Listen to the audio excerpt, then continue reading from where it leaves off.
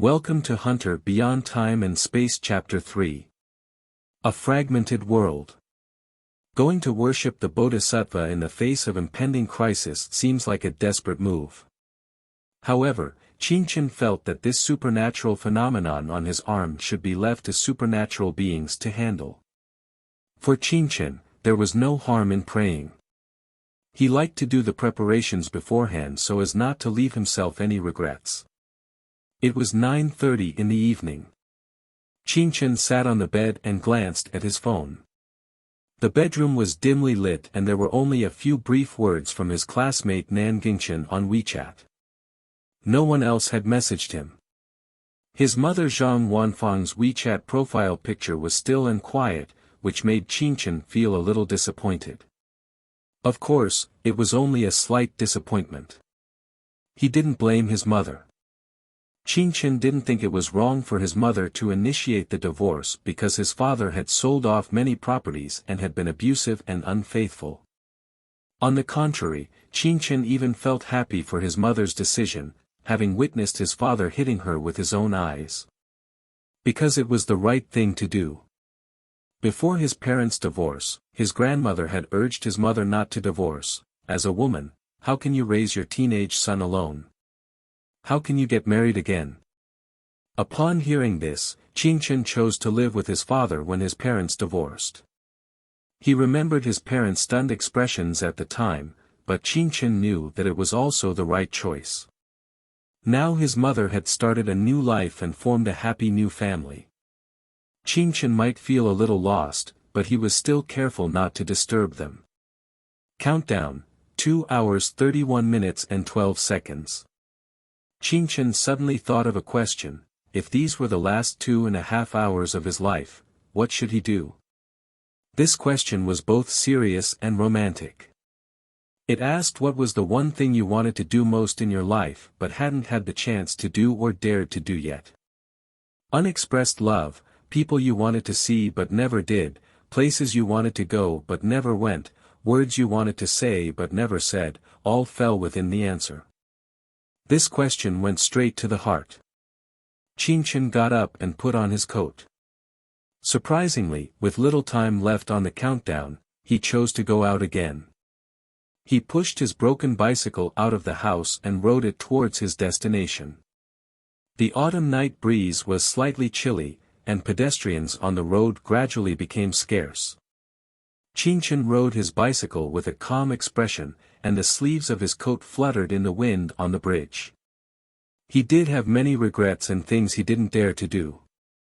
But tonight, he didn't need to be cowardly or afraid, only courageous. At a certain moment, Qingchen thought that if he really were to die tonight, he should finish the most important thing first. He had no time left. He went to the Peony Hotel, the Luoqing Hotel, and the Luoyin family housing, but he didn't find the person he was looking for. Qingchen rode his bicycle through alleys, across the Chili River Bridge, and arrived at a residential building. When he saw the familiar old motorcycle parked downstairs and heard the sound of people playing mahjong on the second floor. Then he picked up his phone and dialed 110, "Hello, police officer, I want to report that there are people gambling in Unit 201, Building 17, Longting Community, Luojian District." The person on the other end of the phone seemed to be stunned for 2 seconds before reacting. "Okay, we'll send someone to investigate." It wasn't until then that Qingchen felt relieved. He turned around and rode his bicycle back home. His mind was clear. Back home, Qingchen looked at the white lines on his arm. Countdown, 1 hour 2 minutes and 21 seconds. He began to re-examine his preparations. Wait, should he be waiting for that moment at home? Qingchen had seen a horror movie before, where the protagonist encountered something dirty and there would be ghosts coming to him every day at midnight. The protagonist tried to hide, even going to the deep forest, but he was always found by ghosts. At that time, Qingchen wondered why the protagonist didn't go to crowded places. Although ghosts were powerful, in general, everyone would feel safer in crowded places. For example, the protagonist could go to a nightclub and wait until midnight and the ghosts came knocking. With hundreds of people in the club, shaking their heads to the booming music, it seemed that the ghosts should be more afraid. So Qingchen began to think about whether he should go to a crowded place too. Or he could just go directly to the White Horse Temple in Luocheng. After all, there were bodhisattvas there. Not only was there Guanyin Bodhisattva, but also Manjusri Bodhisattva and Ksitigarbha Bodhisattva. It seemed very reassuring. However, in the end, Qingchen chose to stay at home. He felt that compared to monsters and ghosts, when the countdown ended, zombies or something similar were more likely to appear. If that happened, going to crowded places would be no different from seeking death. On the other hand, bodhisattvas didn't seem to have the business of dealing with this kind of thing. Qingchen had prepared supplies at home. If zombies attacked, he could still hide in his house for a while. Countdown, 31 minutes and 49 seconds. In the last half hour, Qingchen turned on the desk lamp and quietly wrote a letter, leaving it on the desk. If he died today, perhaps his family and friends would one day see what he wanted to say. If he didn't die, then his life might be different. Countdown, 12 seconds. After finishing writing the letter, Qingchen sat up straight, holding the bone-cutting knife tightly in his right hand. His clear eyes narrowed. As the last moment approached, his emotions became more and more peaceful. It was like a tsunami that was about to engulf an island, but at that moment, it stopped. There were no dark currents surging under the sea, only deep thinking and fierce courage. 10. 9. 8. 7.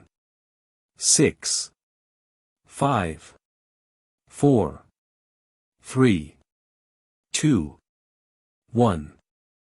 There were no ghosts, no zombies, no disasters. Qingchen watched quietly as time around him stood still. The time on his phone seemed to be stuck at 12 hours forever. The second hand on the clock on the wall suddenly stopped moving, and the light outside the window stopped flickering. He stood up, and the frozen time seemed to shatter with his movement, as if a mirror had broken into pieces. Qingchen held the bone-cutting knife tightly in his hand, looking around. The desk was gone, the house was gone, leaving only darkness. Then he fell into the darkness. He didn't know how long had passed, but it felt like only a moment. In this moment, Qingchen suddenly lost his concept of time. In the darkness, the fragments of the world began to reassemble. The fragments that came from nowhere suddenly combined into a brand new world. Qingchen lay on a narrow hard bed, in a completely unfamiliar environment he had never been to before.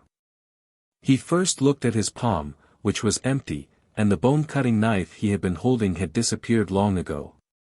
Then he looked at his arm and found that the white lines on it had changed. Countdown to return, 48 hours. 48 hours, which was 2 days, Qingchen pondered. The next moment, the countdown ticked 1 second, countdown to return, 47 hours 59 minutes and 59 seconds.